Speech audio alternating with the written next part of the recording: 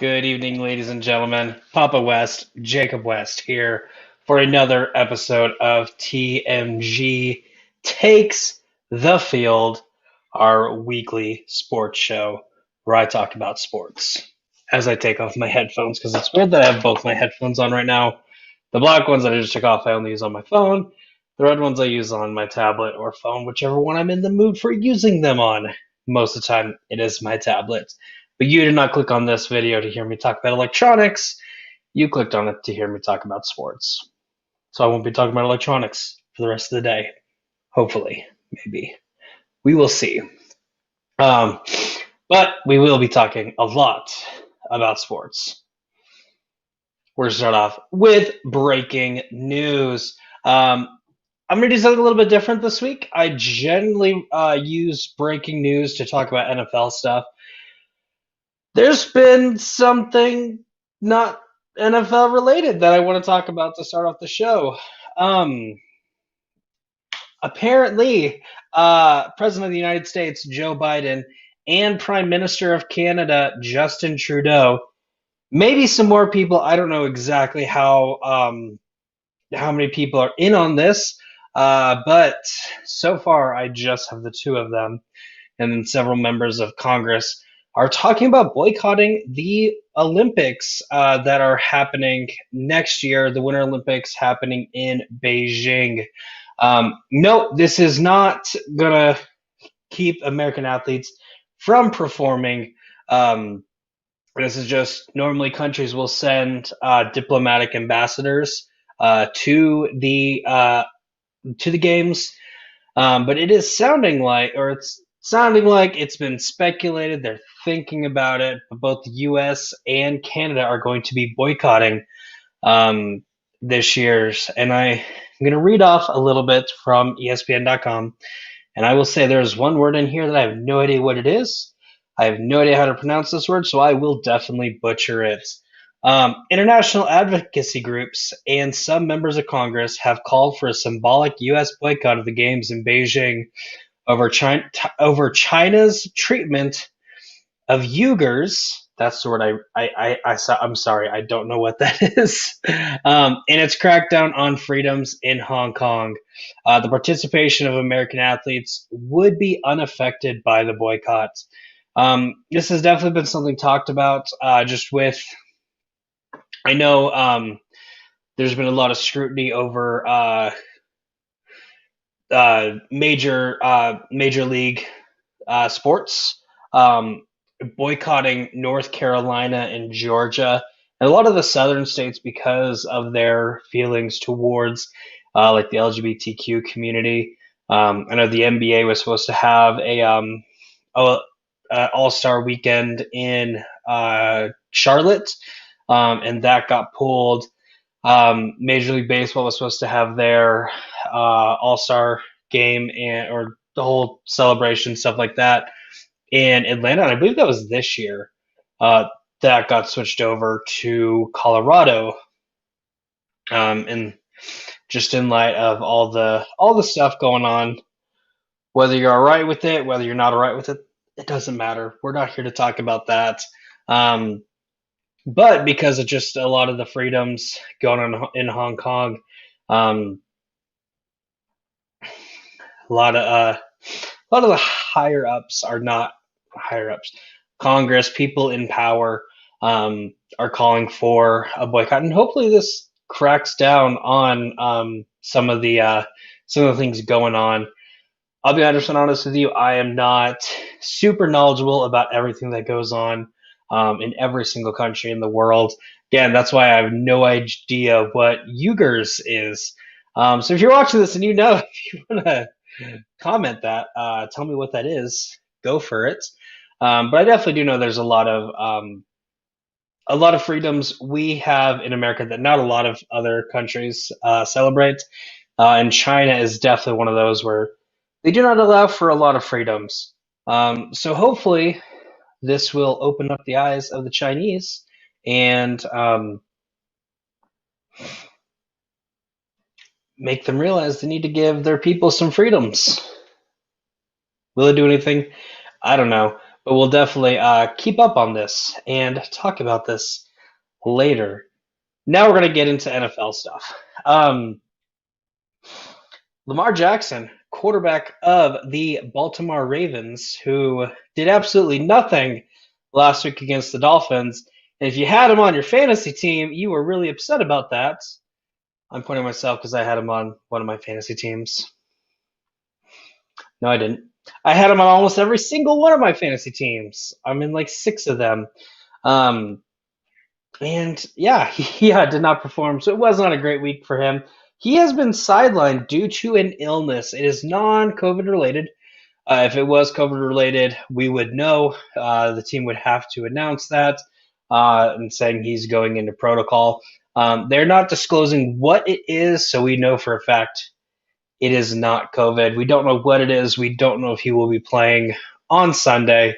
That would definitely be something to look forward to or to keep in mind.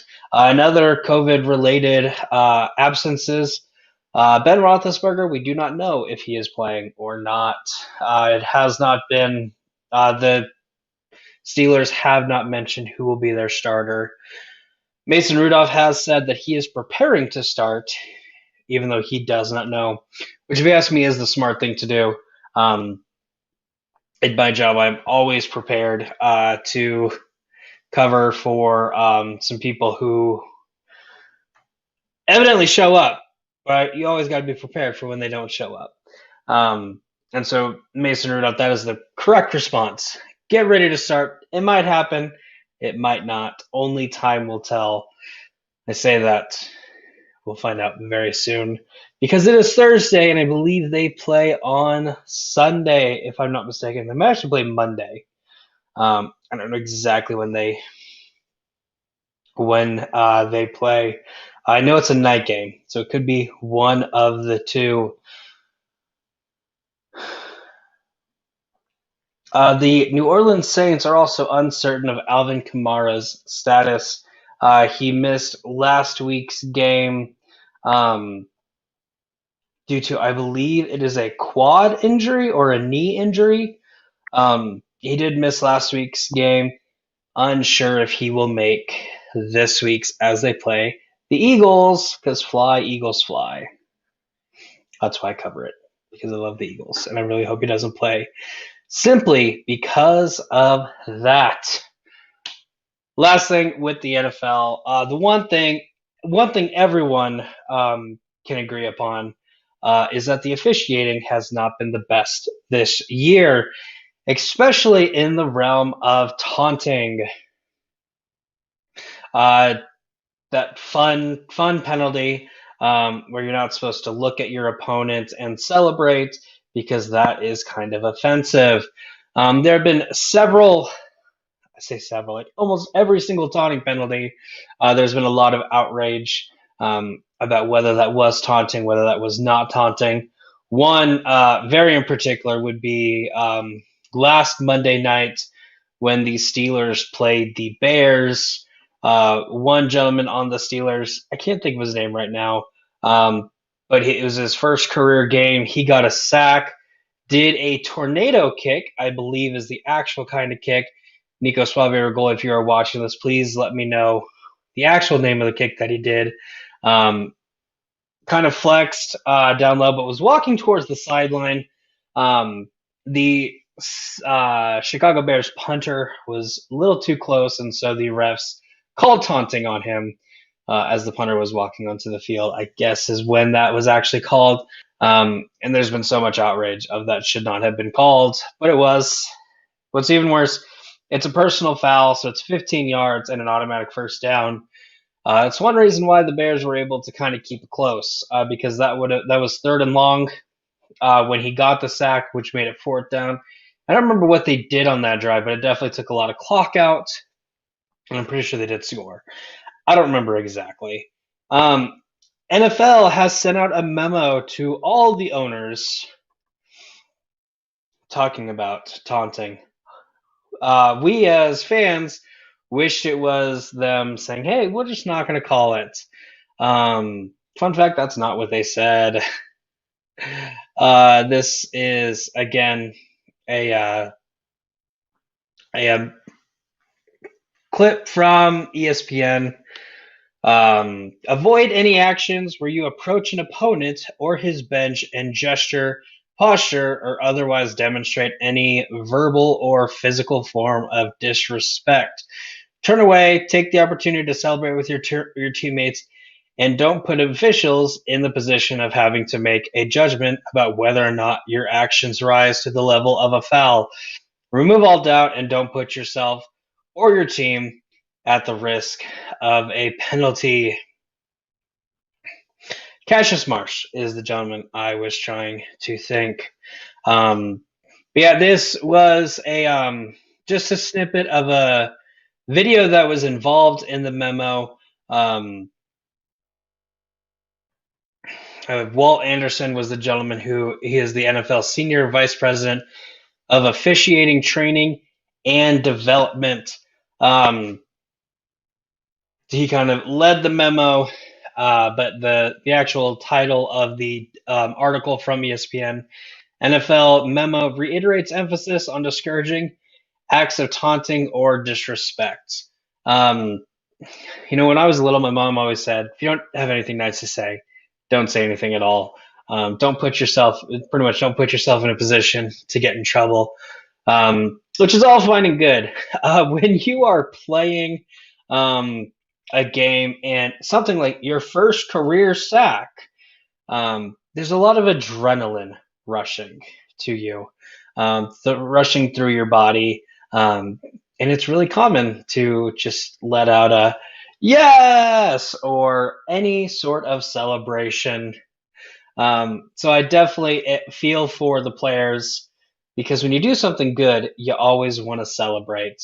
And it's sad that the NFL is pretty much saying, we're not going to do anything about it. A lot of bad stuff has happened because of these penalties.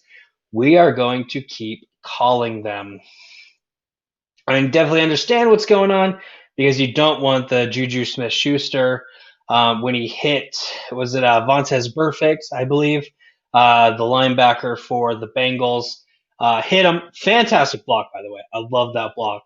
But he gets up and just stands over Burfict and is staring down at him. That was a little uncalled for.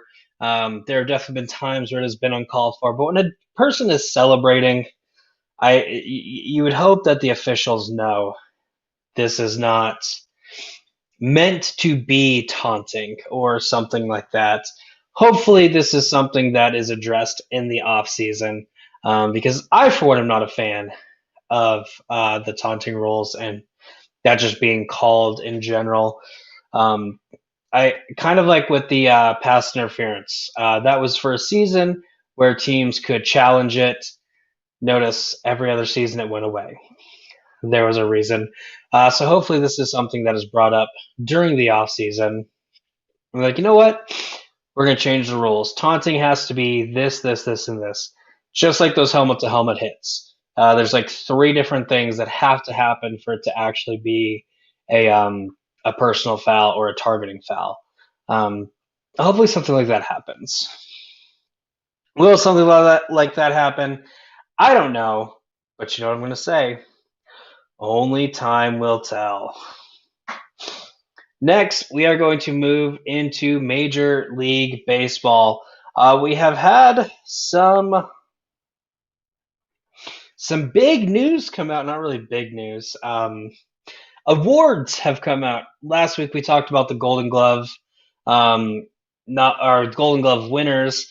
This week we have Cy Young and MVP. So Milwaukee Brewers ace pitcher Corbin Burnes is the National League Cy Young winner. And the Toronto Blue Jays pitcher Robbie Ray is the American League Cy Young winner. So there are your Cy Young winners. Garrett Cole didn't win, of course, because Garrett Cole did not have a great year. Garrett Cole, you were so bad. You don't even deserve the right for me to call you by your actual name. I'm kidding. I'm sorry, Garrett Cole. I did not mean to call you Gary. That is not your real name. Going on to MVP, Philadelphia Phillies I believe he's like the center fielder. It just says superstar on what I'm looking at.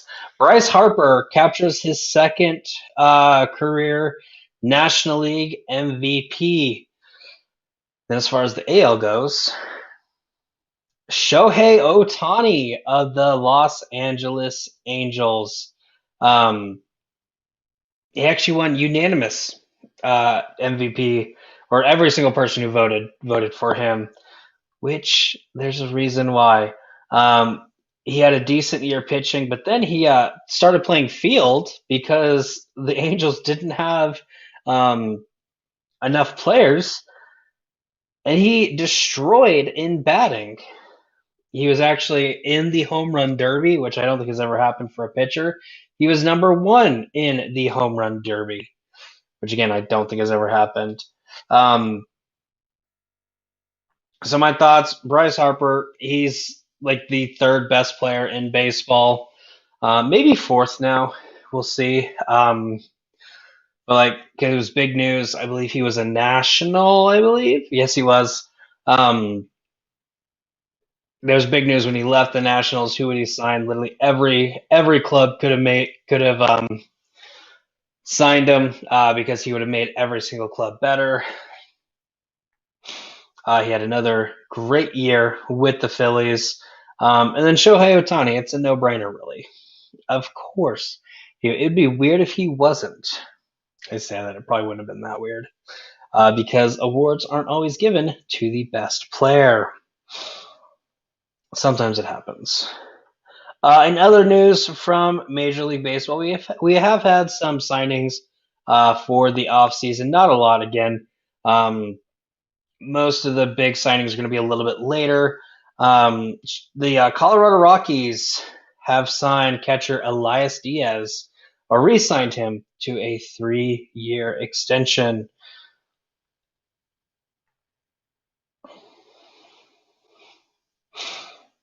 And just double checking, that is everything we have to talk about as far as Major League Baseball.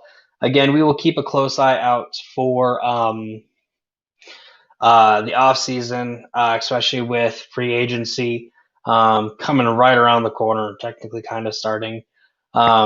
Baseball is one of those fun sports where you don't necessarily have to have a great team around you. For instance, with the NBA, you have 5 players that really need to play together. Because if they don't play together, they're not going to participate. They're not going to play well. Baseball, you can really put and plug any player into just about any team. And so that's always one of those fun sports to keep a track of free agency. It's also why the trade deadline, there's always a ton of moves, whereas most every other sport does not have as many big moves. So we will definitely keep an eye out, let you know some big names, where they sign, when they sign. Next, we are going to move on to the NBA. Just going to kind of talk about where teams are sitting. So in the Eastern Conference, Miami and Brooklyn are in first place at first and second, tied at 11 wins, 5 losses. Chicago and Washington right behind at 10 and 5. Charlotte 9 and 7. New York 8 and 7, along with Philadelphia. Cleveland 9 and 8. And then Boston, Toronto, Milwaukee are at 7 and 8. Atlanta at 7 and 9. Indiana 6 and 10. Detroit at 4 and 10. And Orlando at 4 and 11. So if the season ended today, Boston, Toronto, and Milwaukee would all miss out on the playoffs. Thankfully, the season does not end today. There are 82 games in a season. In the Western Conference, Golden State is at 13 and 2. Phoenix 11 and 3. Utah, Dallas, Denver, and the Clippers are at 9 and 5. Portland at 8 and 8, along with the Lakers. Memphis at 7 and 7. Oklahoma City at 6 and 8. Sacramento Kings 6 and 9. Minnesota Timberwolves 5 and 9. San Antonio Spurs 4 and 10. New Orleans Saints 2 and 14, and the Houston Rockets in dead last at 1 win, 14 losses. Again, season ended today. Memphis, Oklahoma City, Sacramento, San Antonio. Not a lot of, I'd say, big names. San Antonio's a huge name. At least they were when they had Manu Ginobili, Tony Parker, Kawhi Leonard, and Tim Duncan. Not as much as big names. Biggest surprise there is that the Lakers are as low as they are, which when I say that now, it's not surprising. But definitely had I told you in the middle of off season with all the big moves that they were making, man, 20 games in, Los Angeles is going to be barely holding on to a playoff spot. You'd be telling me I'm crazy. You're crazy. Next, we are going to move on to NCAA football, college football. Just some breaking news kind of stuff. The Clemson Tigers wide receiver Justin Ross is done for the rest of the year. He is having foot surgery that will keep him out for the remainder of the season. Plus, he is entering the NFL draft. So this is one of the first big names to declare for the draft. Not gonna lie, I don't know what year Justin Ross is. He might be a senior. He could very well be a junior. But he is declaring. So the first big name of the people declaring. Also, Ohio State is reinstating quarterback Jack Miller. Jack Miller was suspended a while ago due to an impaired driving arrest. He has been reinstated onto the team. Now, we're going to break down what happened in Week 11. Thursday night, Pittsburgh beat North Carolina 30-23 in overtime, but thankfully it was only one overtime and not like 9 that happened with Penn State and Illinois. Friday, Cincinnati doing what Cincinnati does best. I'm not going to say destroyed South Florida, but they beat South Florida pretty badly, 45-28. As far as these Saturday games, Oklahoma State destroyed TCU, and it made me sad a little bit, 63-17. Alabama, to no one's surprise, destroyed New Mexico State 59-3. Michigan beat Penn State 21-17. Mississippi State pulling out the upset, beat Auburn 43-34. Wisconsin beat Northwestern 35-7. Utah beat Arizona 38-29. Georgia beat Tennessee 41-17. Iowa beat Minnesota 27-22. University of Texas in San Antonio beat Southern Miss 27-17. Michigan State beat Maryland 40-21. Notre Dame beat Virginia 28-3. Arkansas beat LSU 16-13 in one overtime. Oregon beat Washington State 38-24. And San Diego State beat Nevada 23-21. And I know what you're saying. Wow, Papa, you did not try to call them South Dakota State. That is because on the screen I'm currently on, it says San Diego State and not SDSU. Like what happens when I try to call them South Dakota State. Watch when I break down the rankings. I will try to call them South Dakota State. That was all the games where it was a ranked team versus an unranked team. I think one upset in that realm. Yeah, only one upset there with Mississippi State beating Auburn. There you go, Paul. How about them Bulldogs? As far as ranked on ranked teams go, number 13 Baylor beat number 8 Oklahoma 27-14 in another upset. I clicked the wrong button, or I clicked the screen instead of scrolled. Ohio State survived Purdue 59-31. And I say survived because Purdue had a nasty case of beating ranked teams this year. Ole Miss beat Texas A&M 29-19. And Wake Forest beat North Carolina State 45-42. So a lot of very exciting games that took place last week. Now we are going to go talk about the rankings. First, I kind of want to talk about the AP poll, and I realize that's weird because the AP poll does not matter. But according to the AP poll, I'm just going to talk about the top five. Top five are Georgia, Alabama, Cincinnati, Oregon, and Ohio State. Usually the AP poll cares about your record and not who you are and who you play. Alabama jumped Cincinnati on Sunday because that's when the AP poll came out. It's very sad to me. AP poll, why did you have to have Alabama bump Cincinnati? Cincinnati played a much better team last week.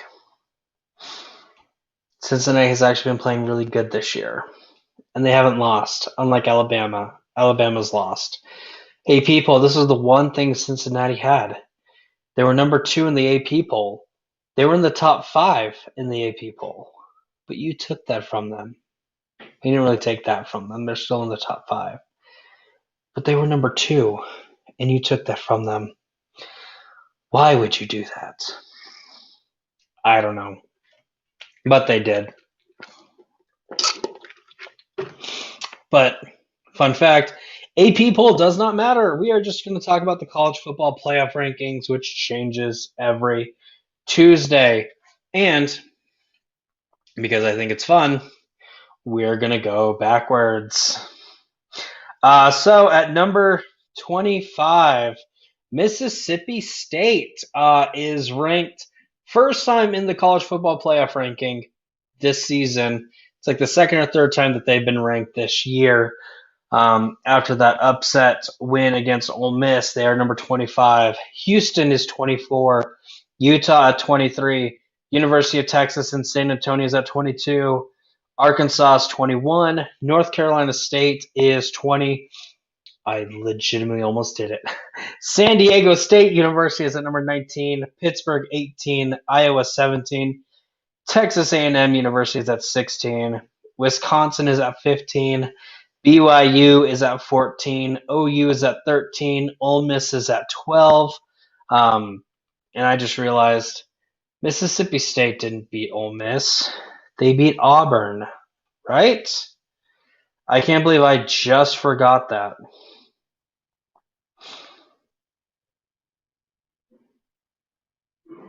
Is that the right one? That's not the right one. I clicked on the wrong week. Mississippi State beat Auburn. Wow, I can't believe I messed that up after just talking about it 3 minutes ago. Texas A&M is at number 16. Wisconsin is at 15. BYU is at 14. OU is at 13. Ole Miss is at 12. Baylor is at 11, only moving up 2 spaces after beating OU, who is number 8. Wake Forest is at 10. Oklahoma State is at 9. Notre Dame is at 8. Michigan State is at 7. Michigan is at 6. Cincinnati at 5. Ohio State is at 4. Oregon is at 3. Alabama is at 2. And Georgia is at 1. So our top 7 stayed the same.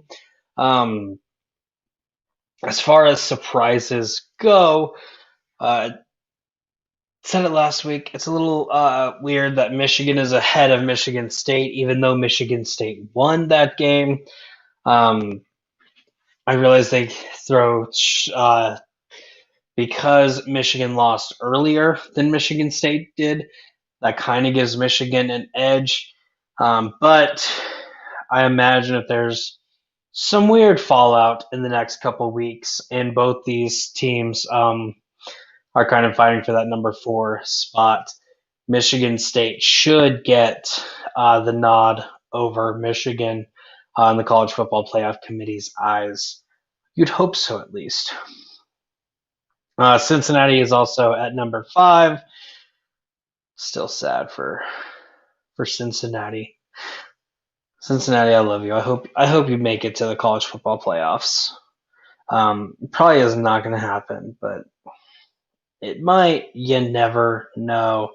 That's really all the surprises go. Again, it's not changing a lot because there haven't been a ton of upsets out there, but definitely towards the end of the season, that'll be something very intriguing to watch. As far as upcoming matches, nothing going on tonight, or at least between ranked teams. But tomorrow, Houston will be taking on Memphis, and San Diego State will be taking on the University of Las Vegas. And then Saturday games. Georgia is taking on Charleston South. Wake Forest is taking on Clemson. Oklahoma is taking on Iowa State. Texas A&M is taking on Prairie View. Mississippi State is taking on Tennessee State. Iowa is taking on Illinois. Notre Dame is taking on Georgia Tech. Cincinnati is taking on SMU. Michigan is taking on Maryland. Wisconsin is taking on Nebraska. Pittsburgh is taking on Virginia. University of Texas in San Antonio is taking on University of Alabama Birmingham. The Blazers. I actually really liked this team when I was a little kid. BYU is taking on Georgia Southern. North Carolina State is taking on Syracuse. Baylor is taking on Kansas State. Ole Miss is taking on Vanderbilt. And Oklahoma State is taking on Texas Tech. That's it as far as ranked teams versus unranked teams. But we do have some exciting games between ranked and ranked teams. The first one in a giant Big Ten matchup, Michigan State is taking on Ohio State. This is a very big game because it's the 4 versus 7. Winner has a very good shot of representing, I believe, is the Big Ten East in the Big Ten championship game. Also in ranked versus unranked teams, Oregon is taking on Utah, which actually could be a rematch in the end of the year for the Pac-12 championship. And Alabama is taking on Arkansas. This one especially is crazy because, as everyone knows, there could be a 6-way tie for the SEC West. Right now, Alabama is at 5-1. Ole Miss is at 4-2. Mississippi State and Texas A&M are at 4-3. Auburn is at 3-3, along with Arkansas, and LSU is at 2-5. LSU, unfortunately, I love you. This is Coach Orgeron's last year. I really rooted for you 2 weeks ago when you took on Alabama. You have no possible chance of winning the SEC West, but you do have a big chance of spoiling a lot of stuff. Alabama has 2 more games left in the SEC West. If they lose both of them, they will finish out at 5-3. Ole Miss is at 4-2. They have 2 games left. They play Vanderbilt and Mississippi State. If they lose one of them, we're going to say if they lose to Mississippi State, because I'm not going to say that's the most likely thing to happen, but in order for this scenario to work, that would have to be what happens. So if they go 1-1, beat Vanderbilt next week, lose to Mississippi State in the week after, they will be 5-3. Mississippi State has 1 game left. This week they are playing Tennessee State. Tennessee State is not an SEC school, but the week after they will be playing Ole Miss. We just talked about it. They're going to win that game. They're going to finish this at 5-3. Texas A&M, they have 1 game left because they have Prairie View this week, who is not an SEC school. So they have LSU next week. LSU is playing spoiler, but not at the end of the year. If Texas A&M wins that game, they will be 5-3. Auburn has 2 games left in the SEC. They have South Carolina, and then they have Auburn. If they win both of these games, they will be 5-3. and Arkansas. This week they have Alabama, and then the week after that they have Missouri. 2 SEC games. If they win out, they will be 5-3. Then we would have 6 teams: Alabama, Ole Miss, Mississippi State, Texas A&M, Auburn, and Arkansas, all tied at 5-3 in conference play. What's going to happen? I have no idea. It would be very crazy if that happened. I know the biggest high that we've ever had for a conference was back in 2009, when in the Big 12 you had Oklahoma, Texas Tech, and Texas all finish with one loss in conference play. They ended up giving OU the championship because this was after after Nebraska and Colorado left, so they got rid of the divisions. Did not have a championship game, so OU won the championship, and I believe they were number 2, so they ended up going to the national championship. So we've had a 3-way tie where they gave it to the highest ranked team, and it just worked out. Of the 3, Oklahoma was the first team to lose because they lost to Texas in the Red River Showdown. Texas was second to lose. I believe it was with 3 games left in the season. They traveled to Lubbock and lost to Texas Tech. And there was the very next week, Texas Tech traveled to, I just completely forgot where OU plays. It's right outside of Oklahoma City. Norman, Oklahoma. That's right. Texas Tech traveled to Norman and got stomped by Oklahoma. So because that Oklahoma was the first team to lose of the 3, so they were able to have a higher record. The loss didn't affect them as much, so they won. If this were to happen, I don't know how that would be handled. Something like this has never happened before. Is this the year all of this happens? More than likely not, because for this to happen, we need one team to lose twice. Alabama, it could happen. Arkansas has been a surprisingly good team this year. I just blanked. Who is Alabama playing at the end of the season? Auburn, Iron Bowl. That's always a very tough game, especially because it is at Jordan-Hare Stadium. So it's very possible that Alabama loses out. I don't think Alabama will lose to Arkansas, just because Alabama is Alabama. They are who they are. They are who we thought they were. And then this also requires Ole Miss to lose 2-1 Vanderbilt or Mississippi State. Vanderbilt's more than likely will be an easy win. Vanderbilt is always an easy win. Plus, it is that game is at Vaught Hemingway Stadium, which is Ole Miss's stadium. The Mississippi State game, again, they have to go 1-1. They have to win one game. They have to lose one game. The Mississippi State game, I believe that is the Egg Bowl. Could very well be Ole Miss's to lose. It is at Davis-Wade Stadium, which, because I just said Ole Miss's stadium name, that's obviously Mississippi State's stadium name. However, Matt Corral definitely is wanting to prove that he is deserving of the number 1 overall pick.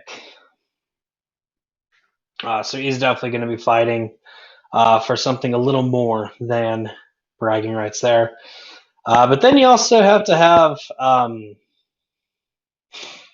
Mississippi State and Texas A&M just win one game, but Auburn and Arkansas winning 2 games. Auburn, can they beat Alabama at the Iron Bowl? They'll tell you they will. Odds are definitely not in their favor, but it could happen. And then South Carolina, It's in South Carolina. And South Carolina has been a very weird team lately. I'm not gonna lie, I bet on them. I believe it was last week when they played Mizzou because they were actually underdogs by a point, but they just got done destroying Florida the week before. They go on to play Missouri, who's one of the worst SEC teams, and they lose. They actually lost pretty bad too. Um, so Auburn could win that game, probably should win that game, but you never know with Alabama. And then Arkansas, we just said they had a very tough game against Alabama, and then they have Missouri the week after. So if Arkansas beats Alabama this upcoming Saturday, I am all for a six-way tie. I think it will be crazy. I will be rooting for it. I hope you will be rooting for it because that would be exciting to watch. Probably will not happen, but you have to want it to happen um, just for the uh, the parody in sports. Not really parody, but the excitement of everything. But that has been the show. Um, So if you did like it, please hit that subscribe button and that little thumbs up button. But definitely subscribe. We do a lot of cool stuff every week. We're actually at 411 subscribers, which just isn't talked about enough. Um, Thank you for subscribing. Thank you for watching this. Definitely share this video with your friends. Share all of our stuff because we do some pretty cool stuff. I have this show. Aaron Canole does Movie Battlegrounds, which is movie debate, which you should subscribe to the channel just for those in and of themselves because those are super fun. Colton Roberts has his Supernova show where he talks about everything geek related, just breaking down the news of all of that stuff. That's always super fun. And then also hit up TMG Trivia. I do a lot of stuff with TMG Trivia. I'm trying to do that singles tournament. Match 2, I will actually make public right as soon as I'm done with this. Because I should have did it yesterday. I should have done this yesterday, and I did not. But I will make sure to get that live today. And then we do have some matches we are working on for the near future. Hopefully, we'll get those out very soon. Get this tournament rolling.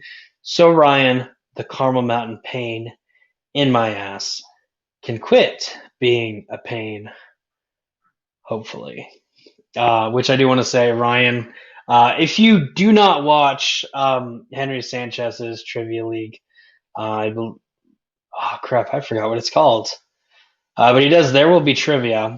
That's not the actual name of the channel, I don't think. Henry, please tell me what your channel's name is so I can properly plug it.